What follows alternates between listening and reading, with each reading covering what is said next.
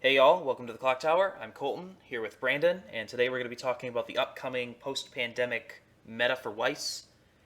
We didn't get a Springfest this year with everything that was going on, so we're looking at, 7 or 8 decks that didn't get played at a regional event earlier this year that will be seeing their first meta if and when the championship series picks up sometime this fall. Not to mention all the stuff that is coming out this summer and will be coming out this fall. So, a lot of decks to talk about, a lot of stuff that we don't know.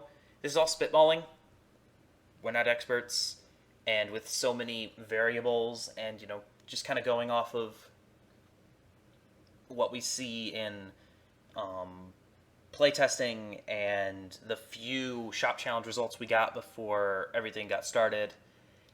Um, there's just not a whole lot to go off of. So again, this is highly speculative. I'm getting that out of the way right now.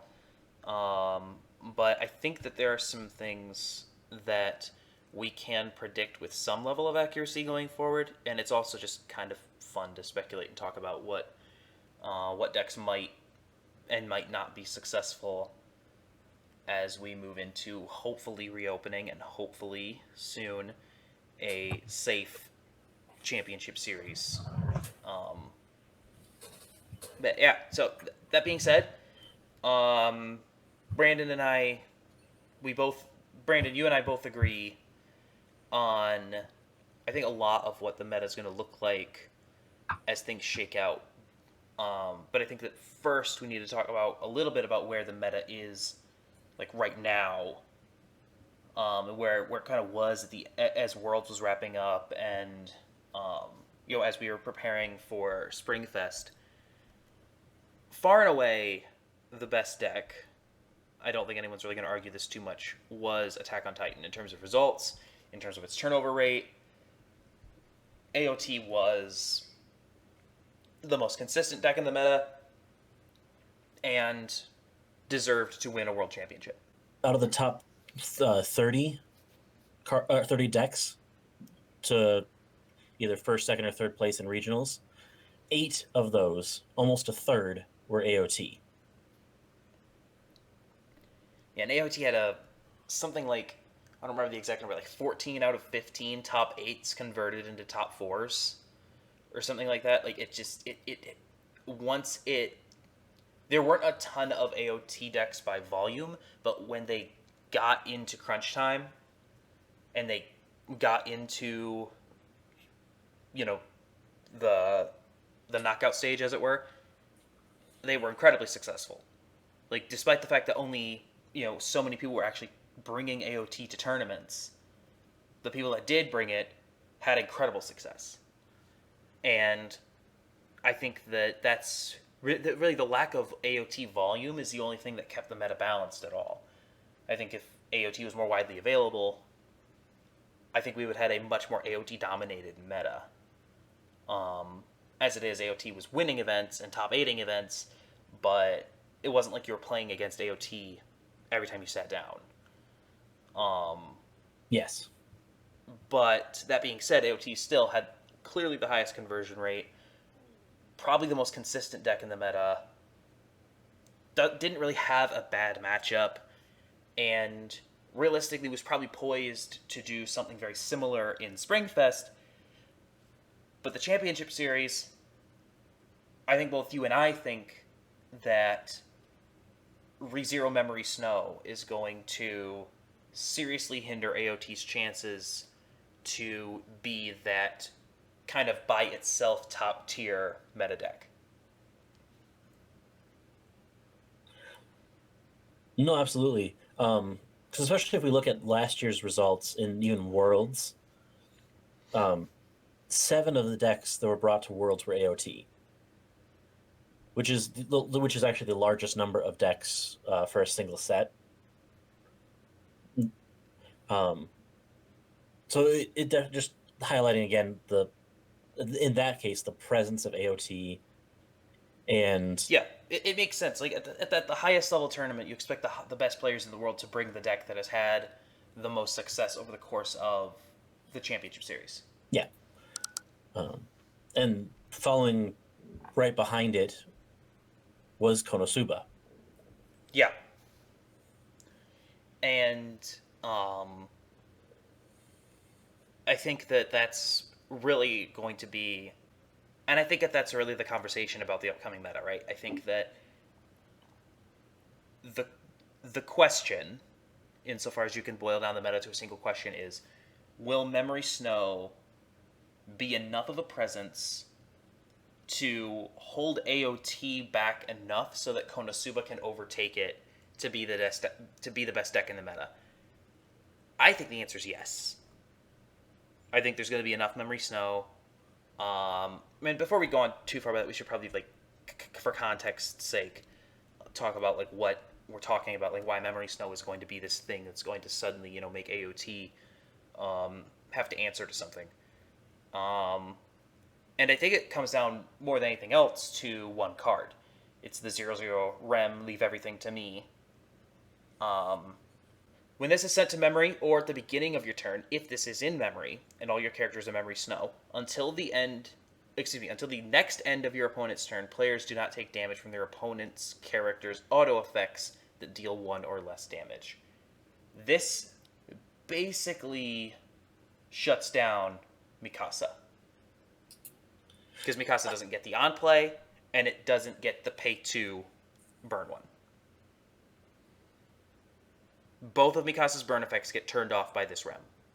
And that's a huge part of AOT's endgame.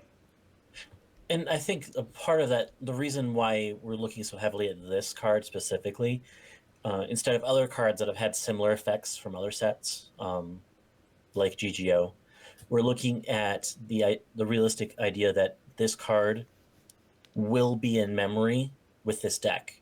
Like, if you have this card if you're running Memory Snow, you're running this card, and this card is going to be in memory. Yeah, that's the whole point. The consistency of having this card there is going to be super high.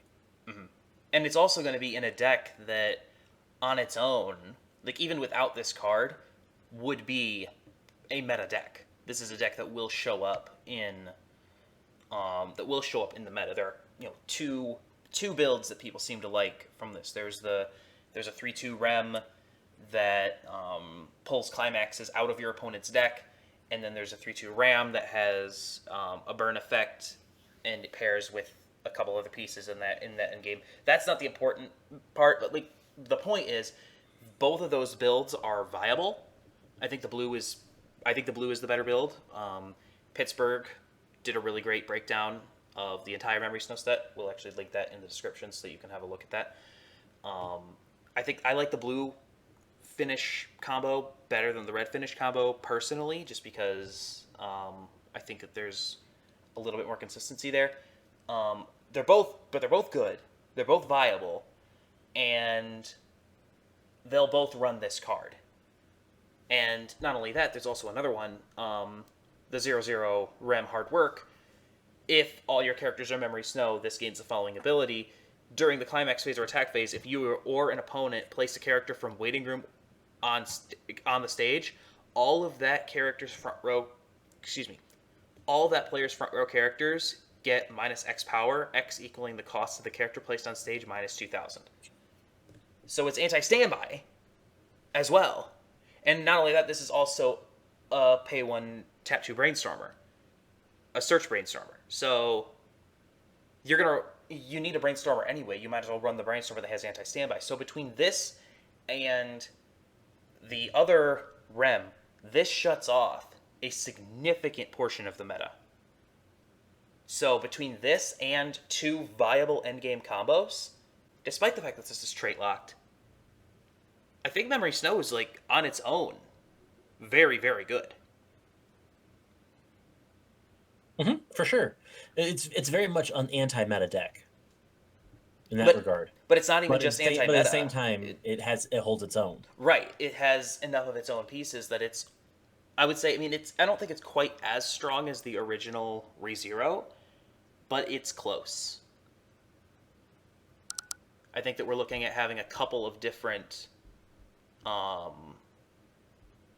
we're going to have a couple of different ReZero builds running around. At least one of which from both, or at least one from both regular ReZero and Memory Snow. Oh yeah, no, absolutely. But I think a lot of I think a lot of people I think a lot of people who are tired of getting kicked around by AOT are going to pick this up because they want to exact revenge on the deck that's been haunting them for years and years.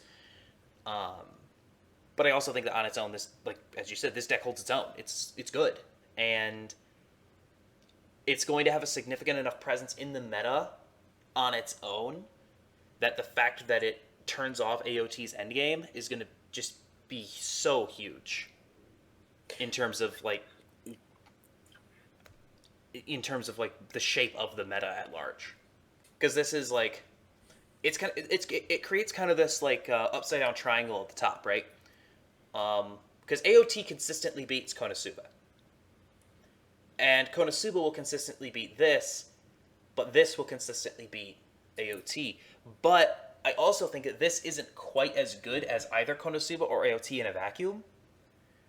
So the fact that this exists is only going to help KonoSuba.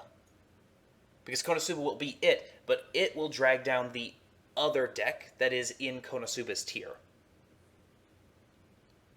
And and it's not even so much that it doesn't make it easier for KonoSuba to beat AOT head to head, but it will probably thin some of the AOT decks out of the top 8. Because if AOT runs into this once or twice and picks up an extra loss or two, that will bounce it from the top 8 in a lot of cases. So KonoSuba won't have to get through as many AOT decks on its way to winning a tournament. And again, this is pure speculation. Like, I don't like if you're an AOT player and you're seeing this and you're thinking, I'm not scared of this, please tell us why. I'm not an AOT player. I play AOT strictly like in playtesting, just to playtest other things. Like, I don't play AOT. So maybe I'm missing something. And if I am, I'm sorry. Please let us know in comments. But if I'm an AOT player and I see this deck that is very good and also directly counters my endgame, I'm thinking about it. I'm thinking about, like, I know AOT can make some changes that can help respond to this, but those changes decrease its consistency in most of its matchups. So it at least makes you think a little bit differently as an AOT player. It takes away the main combo that we've been seeing, and so in whatever changes it's going to make it less than what it was optimally before that. So either way, in this case, it's going to change the meta regarding what cards are played if this deck from Memory Snow gets played. And that's the other thing, right? That's the other variable is, I think this is good. You think this is good. Lots of other people seem to think this is good. But if no one wants to play it, then it's not going to make a difference. Mm-hmm. We're going to get through the first few regionals, and Attack on Titan players will have made the changes necessary to deal with this. And then if they only see it once, or if they don't see it at all, because people aren't playing this for some reason, or if this has bad matchups that we aren't seeing it right now, and which is totally possible considering that we're coming into a meta with basically 7 or 8 new decks. Because of the fact that we didn't have a Spring Fest. I don't know. It's good. And that's what makes this meta in particular so very interesting, because we're looking at so many decks that we have not seen. Fate and Bunny Girl got some play at the end of last season, but we didn't get to see them like shine in a meta of their own. We saw a 3-3 at Worlds. Yeah. But then again, it was at Worlds and competing relatively for the first time in the English meta. Yeah.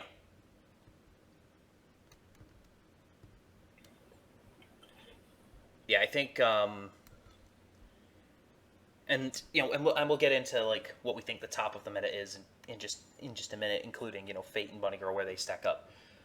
But as things are, this is I think the storyline going into fall. How many people are going to play this Memory Snow deck, and how will AOT respond?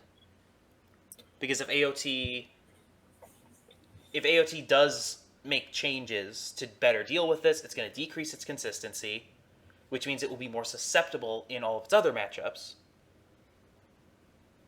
Or if it, and either way, if it takes losses from Memory Snow, it will make fewer top 8s, which makes KonoSuba's path easier, which makes original ReZero's path easier, which makes new Fate, 8-bar Fate with the Rider Finisher, makes that path easier. It opens up the meta considerably if Attack on Titan is taken down even just half a peg. And I think that that's what Memory Snow has the definite possibility of doing, and I think that to a certain extent it will. Not to say that AOT is going to be out of the meta or anything like that. AOT is still far and away, like in a vacuum, the best deck. But in terms of its consistency, its finishing power, etc., etc. But because of this one matchup, I think that it brings it down just enough to give some other decks a boost. I don't know. Do you think it's a good take, or do you think that I'm completely off my rocker? No, I think that that's going to be the interesting part about it. It's going to be who all's running a deck like this, because a deck like this, the existence of a deck like this, I think, causes you just enough doubt to potentially change things up. Because I think, especially coming into a meta of unknowns, and that's one of the biggest things is no one knows. So, like, because right now this Memory Snow is not released yet in English, but we're expecting that we're not going to have tournaments before it is.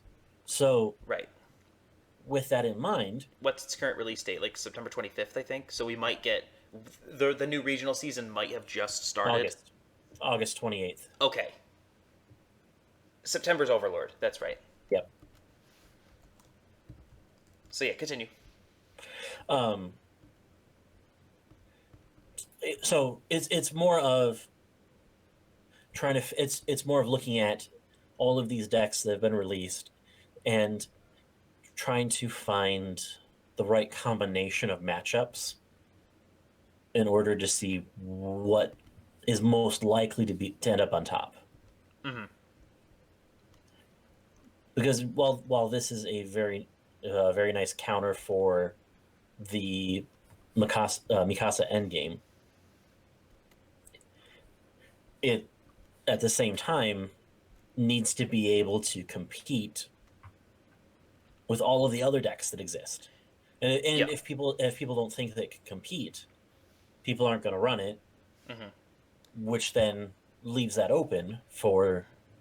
Yeah, and like I think these combos are good enough to run in the end game. I think both of the level 3 combos are strong enough to consider running at a high level event. So, but yeah, if you're thinking about playing this deck, or if you're not thinking about playing this deck, and you have reasons for that, then leave a comment, I suppose.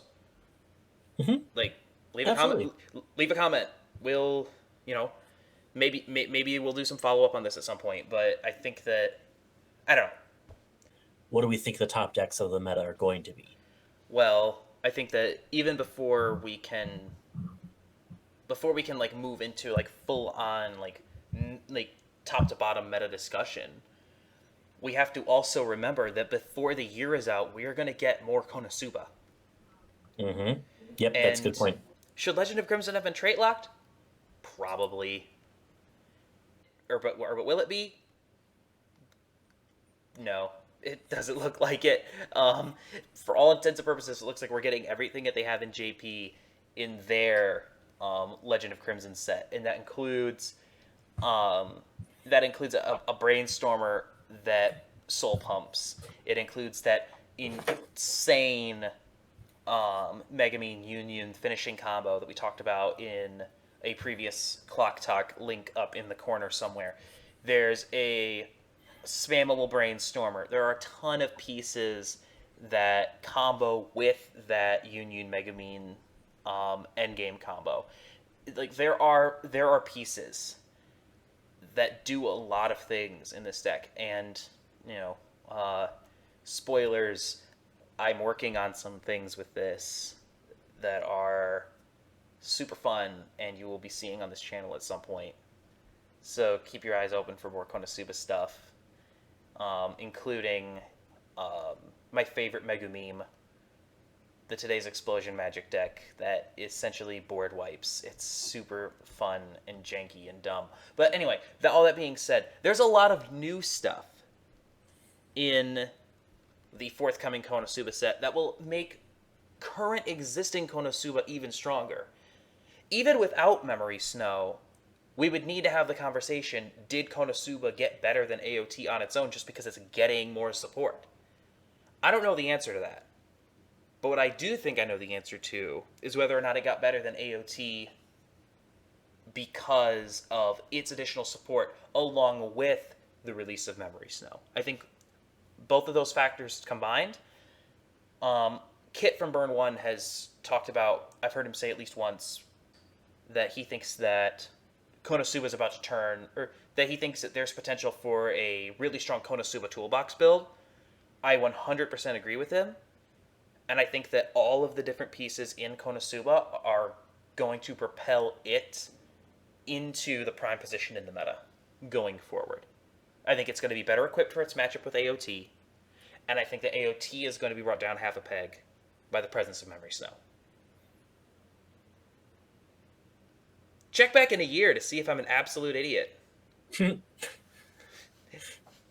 Because I could be completely talking out of my ear on this one.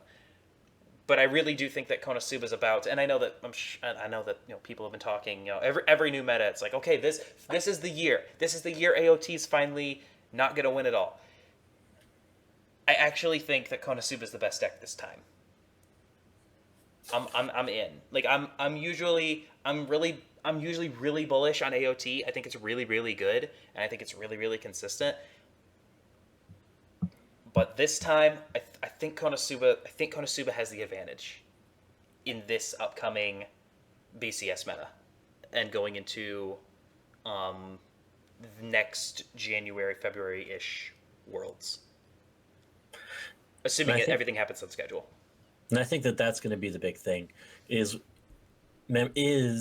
Crimson Legend of Crimson going to be out by the time tournaments start back up again? I think that that's going to be one of the questions, because I think that solidifies KonoSuba to be one of the, or rather the deck to kind of keep an eye out for, with all of its support, with all of its toolbox options like that. There are enough parts to be concerned about with that deck. The deck plays a little bit different. It has its own little unique feel to it for the big explosion magic, trying to explode your opponent's deck, essentially. And I think that there's a real chance that Kit is right because of all that. Like, I think that there's so much... I think that there are so many pieces in KonoSuba that you can make a deck that can handle far more matchups than it can't. It'll have the versatility necessary to meet just about any matchup. I think that there will be enough pieces, and I think that as long as it comes out in time, which the current release schedule is one a month. Roughly, yeah. Hold on, I'm gonna pull it up. Because we have here at the end or beginning of July, we have the Bang Dream release, followed by that we're gonna have Slime. After that is Memory Snow. After that, Tomb of Nazarick, and then beyond that is unscheduled. But we have Adventure Time coming, which who knows what that's going to look like. Yeah, Like that is so much unknown that yeah. that's not even funny. Adventure Time is like the big, like wildly unknown variable. Um, the conversation around Adventure Time has been very much, the last time we got an English exclusive, it was awful. Batman Ninja, and basically, apparently, Bushiroad is like telling the people in charge of this, like, don't mess this up, like, make this one good, please. So I think that I think they're gonna push Adventure Time a little bit. I think it's gonna be at least relevant. Obviously, like that's complete speculation. We have absolutely we know of like what like 4 cards in Adventure 5. Time look like, if that. Like we've seen a handful of them. Like oh, no, we saw a trial deck. We saw a really No, bad trial deck. no. We have not seen a trial deck. We've seen What was it? Some kind of promo deck, some kind of promo something, like a half promo deck pack no, thing. no. It's like Oh, the demo deck. Demo deck is what they called it. yeah. Yeah, that was a couple of weeks ago now. No, keep in mind, demo decks are also not.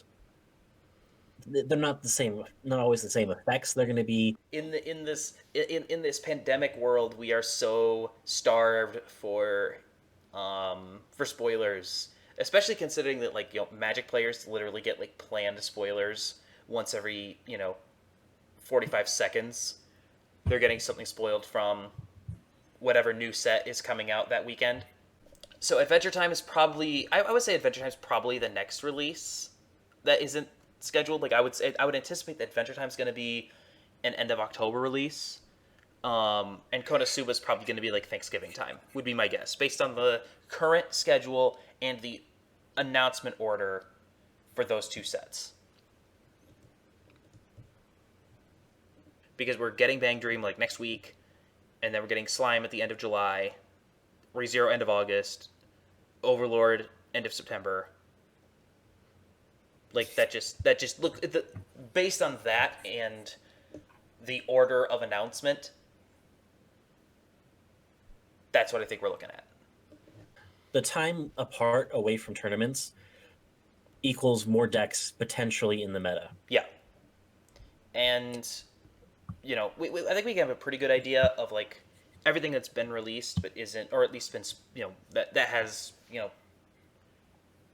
that at the very least has a JP release. I think based on what we know of those, we can get a pretty decent idea of what the meta is going to look like. But obviously, Adventure Time is the big unknown. But everything else, we've at least seen the cards. Yeah. Assuming that they aren't going to do something to Legend of Crimson that we don't know about. Which we have gotten no indication that that's going to happen. Well, I mean, the one thing that we don't know, because there are a couple of cards that interact with the re-edit set, which re-edit has not yet gotten an English release. So the real question will be, what do they do with those cards? Sure. And I think that that's going to be, if there's a difference, it's going to be related around those. Yeah. Whether they release the specific cards that it relates to, alongside Memory Snow, or sorry, not alongside Legend of Crimson, or if they choose to cut those cards. I suspect that if there's a change, it'll be with those ones. The cards that we see now, and we see potentially augmenting the KonoSuba decks that exist.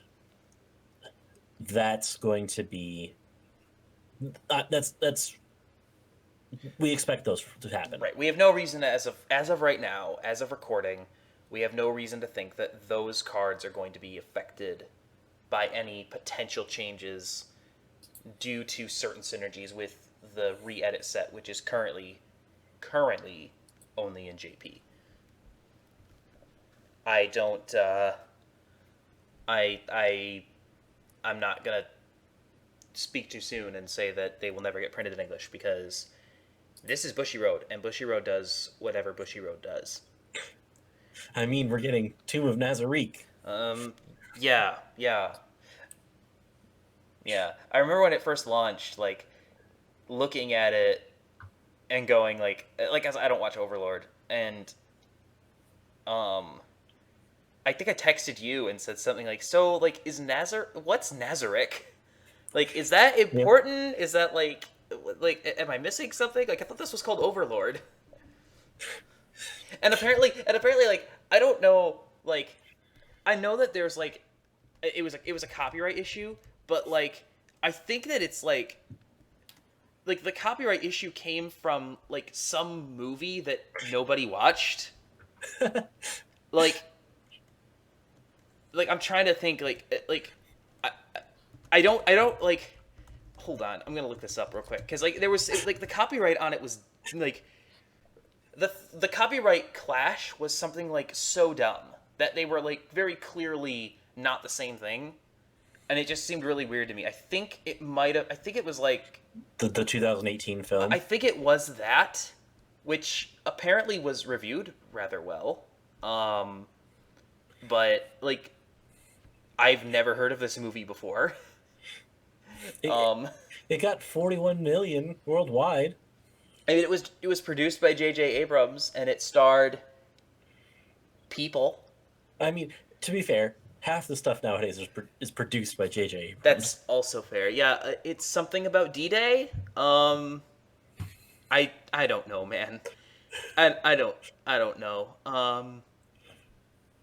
Yeah, people liked it though. It's at like an 81% on Rotten Tomatoes, so I don't know. Maybe I should check it out. I don't know. It's a war horror film, so probably not. I probably will not like this movie at all. They were like people were definitely going to confuse a war horror film produced by J.J. Abrams with a 2D Japanese card game. That was definitely going to happen. Whatever. It is what it is. Moving on. Let's talk about. So we both went into Tier Maker, and you know what? Why not? We'll throw the link to that in the description as well.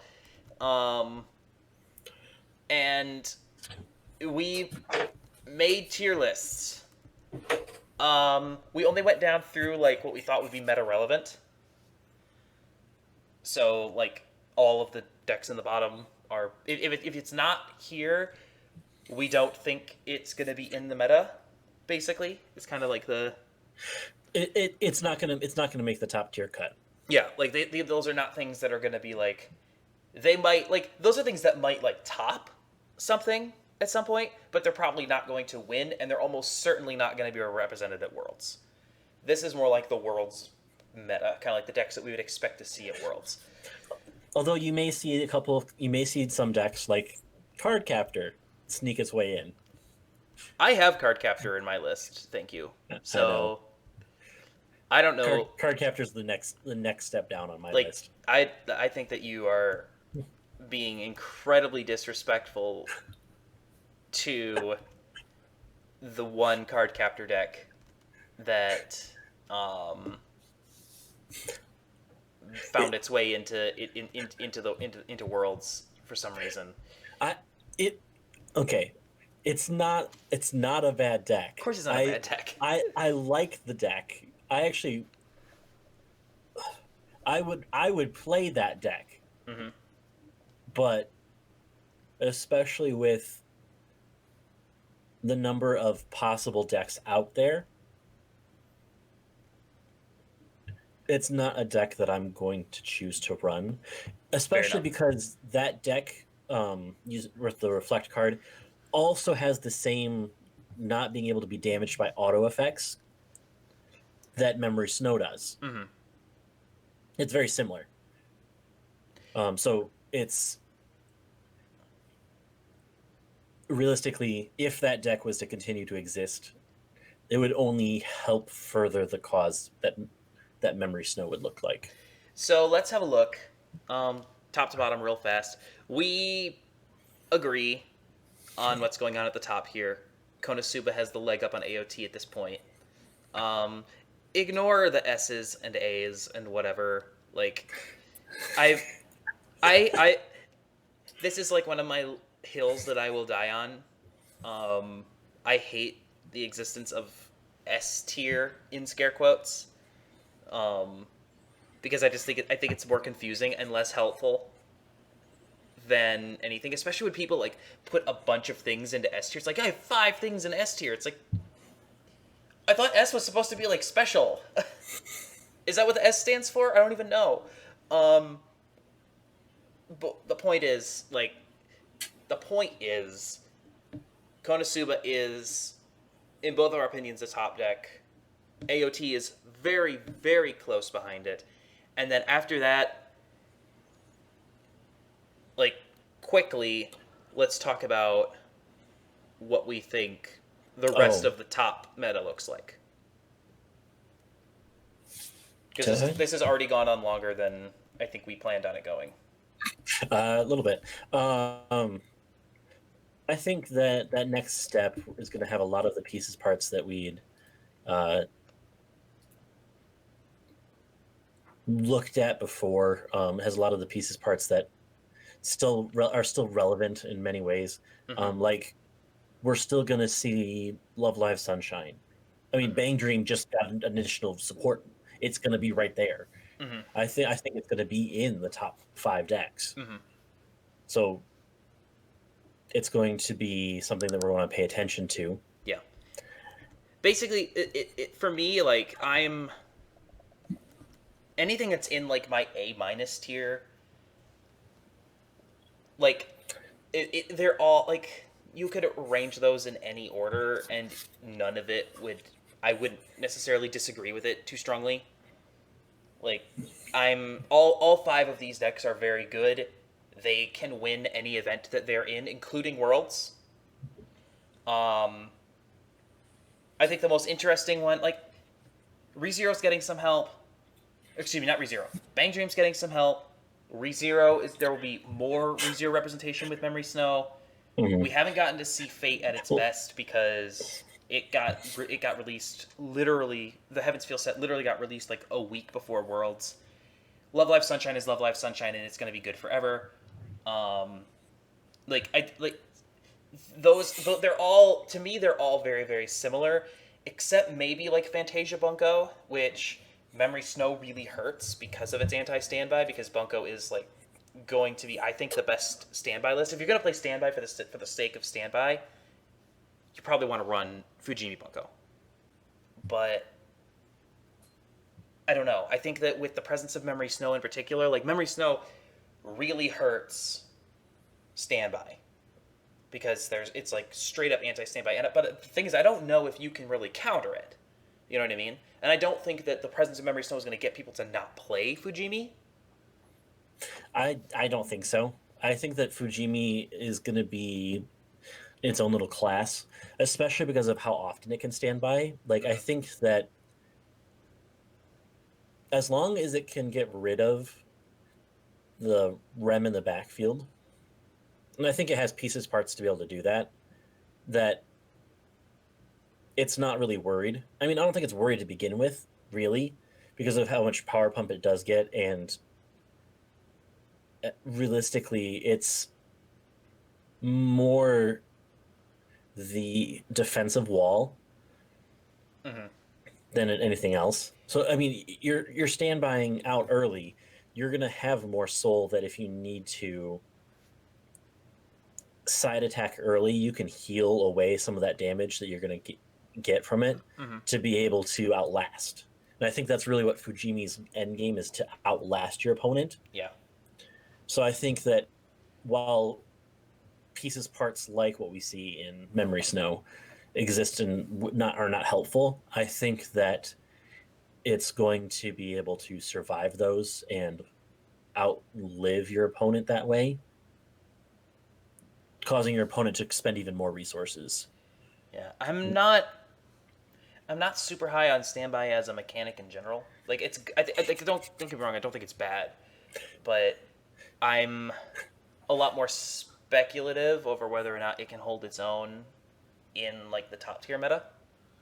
So, and I think the presence of Memory Snow definitely hurts Fujimi. I also don't think that it does particularly well against 8-bar Fate with the Solneg Rider. So, I mean, we'll see. I don't dislike the deck, not at all. We actually play tested it against Overlord. Another link in the description. Yeah, no, So I think it's gonna be up there. mhm, I think with the amount of Fujimi hype that I've seen, yeah, that I think it's going to be at least present. yeah. I'm curious to see like how many people play it, just because it's like not made up of particularly popular series. Like, I guess if you're like a Day Day Live fan or a Is This a Zombie fan, then you'll play it like for the sake of your fandom. But I think most people who play it are going to play it because it's good. So I think it's going to have, and I think that's going to show up in the conversion numbers, right? Like I think that a relatively high percentage of people who play this deck are going to go on to top eight, just because like you know everyone plays Sword Art. You know what I mean? Just because there are so many Sword Art fans and the cards are everywhere, a lot of people play Sword Art, so its conversion rate is much lower, even though it's still a good deck. Mm-hmm. But I think Fujimi's is going to be higher than probably a lot of the other A tier decks because just it won't get as much representation because people aren't as familiar with the titles. And I think that there's a possibility with that. Um, I also have Goblin Slayer on on that same tier. You do have That's Goblin actually Slayer on that tier. that is the one difference on that tier Mm-hmm. between us. Partly because I think that Goblin Slayer has potential. Mm-hmm. Um, it's gonna be similar towards. I'm thinking the Priestess build. I think Yeah. more than anything else. Yeah. It's Priestess is Like it's it's a mix. It's not quite full Priestess, but it's that mix between it having endgame it's Priestess. it's fine. Like it's not bad. Like could Goblin Slayer win a regional? Absolutely, it could. Is it? It doesn't have the end game. Like it stays alive, and that's great, but it doesn't finish games. It has to finish games with vanilla swings and staying alive.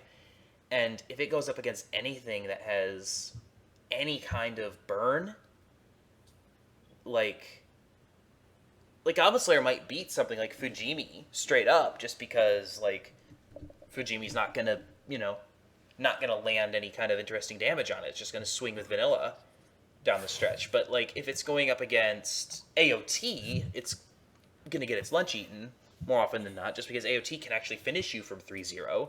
Same with KonoSuba, same with 8-Bar Fate, same with a lot of stuff. So Goblin Slayer needs to live long enough to do enough damage, and I think it can do that, but it's not as effective as it needs to be in order for it to jump up into that A tier for me. Well, see, I think the level one combo can hold its own, Oh, and the I level think one that combo's that's great. gonna. The level one combo's great. Well, I'm saying that with with those comments, I think that the level one combo holds its own, and I think that the Priestess Soulneg, as at the level where she comes in, Mm-hmm. I think is going to be enough of a stall to get the damage out there. Like I don't think that it's not going to swing big for your end game, but I think if you can get that extra turn in, it's going to deal the damage that it would have if it had a big swing. Mm-hmm. I mean, fair enough. So, but which is why I put it up there. Yeah. I don't. It's not. It doesn't surpass that tier. I Mm-hmm. think that that's the cap of where that Mm-hmm. deck lands. Yeah. I mean, fair enough. Um, I think. I mean, it has interesting pieces, and I think that if the if it had a good finisher, I would put it up there with you. But I'm not convinced of the vitality of its endgame. Next tier down for me, starting off B pluses are Persona 5, which is incredibly underplayed. I think that that's like the general consensus is that not enough people are playing this very good deck. It's another one of those decks that could absolutely, win a regional I think someone will play it at Worlds very likely. Um, it's a good deck, and I think that the fact that it has such a high damage ceiling at its end game means that anything is susceptible if Persona gets its way. Like any Persona can beat any deck. Persona's bad matchups are less bad because of its really good end game.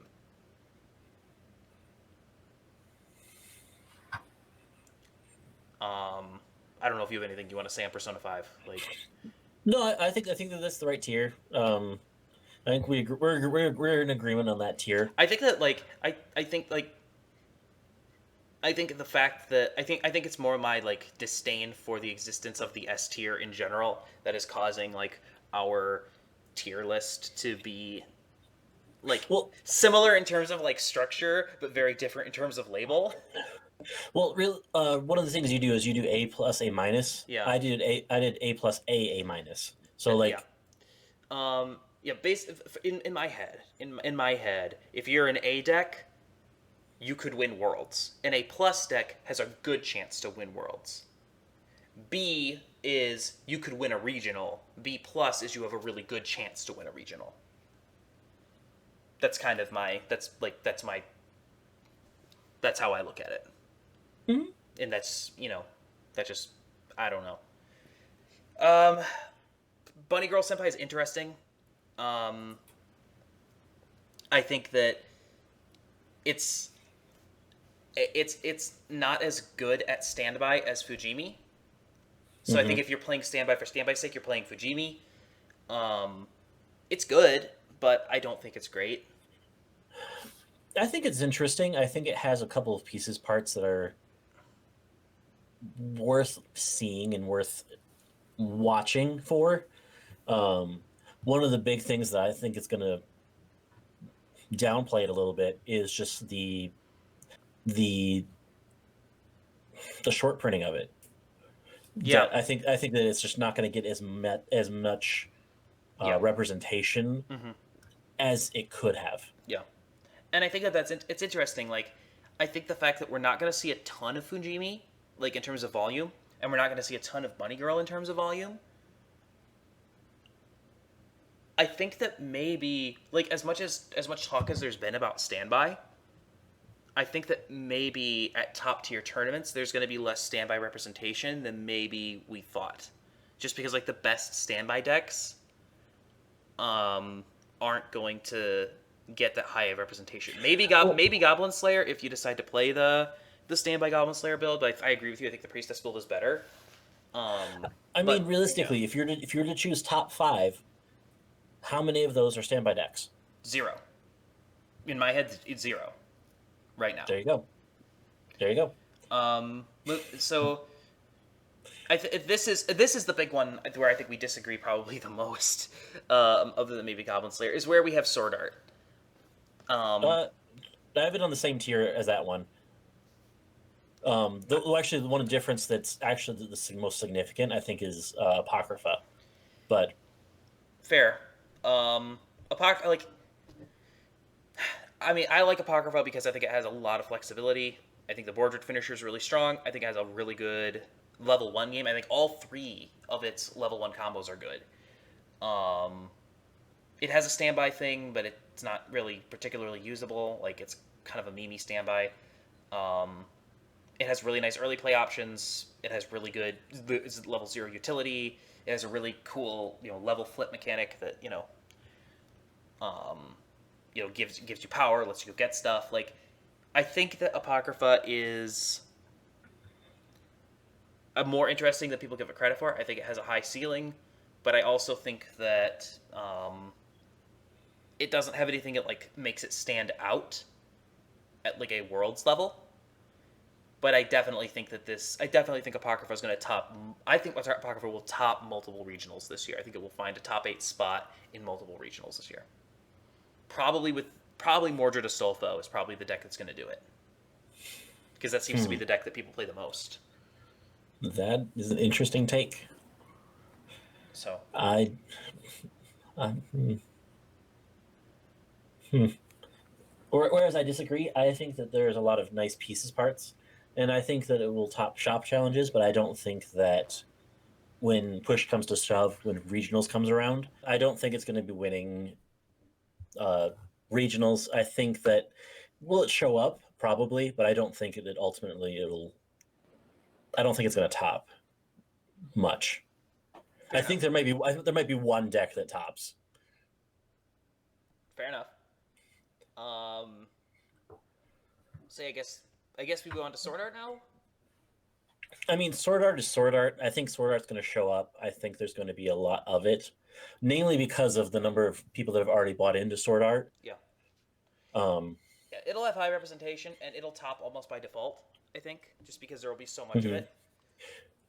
Like I mean, if we're just talking about decks that are going to show up, I wouldn't be surprised if there were JoJo decks, but I don't think the Yeah. JoJo decks are going to top. Yeah. Well, like a JoJo deck might top just because of how many there are. But like I don't.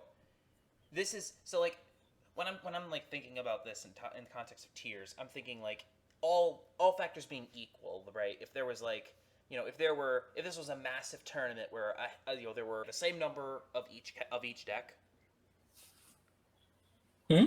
that's kind of like my framework, I guess. Like in a vacuum, these are the decks like equal representation implied. This is the order that I think the decks would fall in terms of like who would have the most success. Um, yeah, man, is there anything else on this list that you think is like super relevant that you want to get to?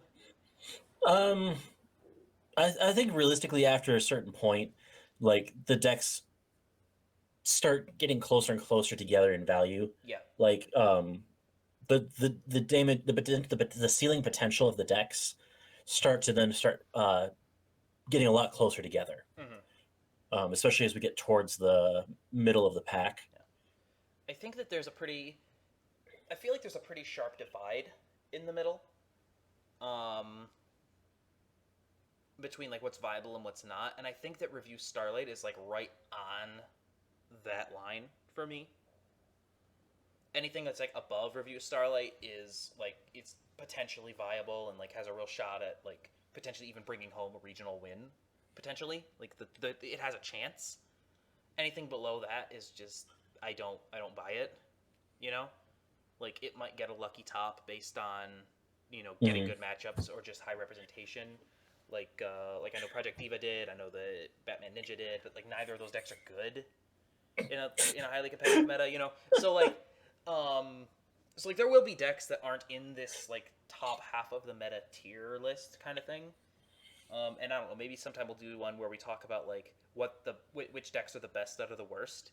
But like some there will be some decks there will be a deck or two, maybe multiple decks that get a top or two, but it'll be more like representation. Um, like it gets good matchups. That kind of thing. Like these are the decks that I think that like if I'm planning for a regional event, these are the decks that I'm like reading up on, prepared for. I know what's in the list. That kind of thing. Yeah, for me, it would be anything A tier up. Fair.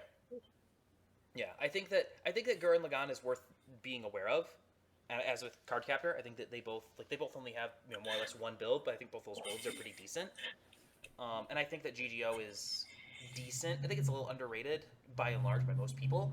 I don't think it's great, but I definitely think that I think it's better than people give it credit for. I think it has a pretty good end game and some decent consistency stuff. So Well, and realistically, I think that just to help general Weiss players to have a general idea of what each of the sets brings to the table mhm. and what the sets offer ultimately helps you get to that kind of Mhm. that next step. Yeah, Like realistically, if you're coming to a competition, your deck you should know. You should know your deck inside and out. And so you're not really looking at your deck as much as you are yeah, observing your opponent's deck. yeah. And this goes for card games in general. Like, I mean, most anyone who's listening to this probably already knows this, but like good players know their own deck, but great players know everybody else's deck. Mm-hmm. Like that's knowing what you're gonna face if you're looking across the table at KonoSuba or ReZero or Sword Art, having some idea of what you're looking at is it's so important, and Hmm. that's you know that's being good at card games 102. It's not particularly that like when this isn't this is some great revelatory moment here. Like this is anyone who's good at card games, and I'm not saying we're good at card games, will say that, but yeah, it's a pretty universal principle, and there are tons of resources, like, not to keep recommending everything on Pittsburgh's channel, but the Pittsburgh Weiss channel is doing a really great series called Rush Rundown. I like it a lot. It's basically every deck, literally every set in English Weiss in like 7 minutes or less, or like 10 minutes or less. So I think it's a great series. I'll link it in the description. Oh yeah, especially if you have no experience with any of the cards in those sets, Mm-hmm. that those kind of resources are very helpful, Mm-hmm. because they're going to point out some of the Yeah. biggest key points. They're going to be pointing out Yeah. what And you need to know. and if you sit down across from someone who's running, Project Diva, and you're like, I have no idea what's in this, it's helpful to know that it, just gets big at level 1 and sits there. And will, try to clock kick reverse at level 3. Like it's like just knowing even like a sentence worth of information about the deck will help you, prepare for a tournament or whatever. So, or be ready for that matchup when you're sitting across the table and they put down a card that you've never seen before, but you recognize the set. You're like, oh, I think I know what's coming next. So I think that's pretty much everything we wanted to cover. The original, like when we originally talked about this, we said it was going to take probably like 20 minutes, maybe a half hour. We are about an hour and 15 minutes into this recording, so probably going to cut this down considerably. A lot of this is not usable, but yeah. So like, comment, subscribe. If you have something to say about the meta, or about like our very precursory, very crapshooty, way too early, potential post-pandemic BCS meta tier lists, leave a comment. Hmm. Just please be nice. We're like we're just this is just fun. We're shooting the breeze. Like, think of this like shooting the breeze at a virtual card shop with other people who like this game and take it seriously. Like, it's it's just for kicks. And realistically, these tier lists only include stuff that is already out to this point. Right, there's a reason Adventure Time doesn't show up, and that's because as of right now we know Well, nothing about Adventure Time aside from a demo deck. I mean, also Slime and Tomb of Nazarick are not on this list either. That's true. Tomb of Nazarick is not on this list because I don't think it belongs on this list. Well, I'm just in in Um, in the tier maker that we're linking. yeah, Slime. I can't believe we didn't talk about Slime. We've talked about Slime a lot on this channel already. Slime is interesting. I think it's gonna like. It has the potential to be A minus. I think on my list. I think it could definitely settle into B plus B minus range, depending on how it goes. It's good against Memory Snow. Like, it's not subjected to the burn problem because it burns too. But it's also got a really weird level 1 reverse combo. Like, it needs to be reversed to go to memory, and that's weird. Like, there are definitely ways around it. So, it's an interesting deck, and it's one that Brandon will be profiling. When is Slime supposed to come out? What's the release date? Slime comes out the end of July. So I think that's all we got. Thanks for watching, and we'll see you next time. Have a good one. See you later.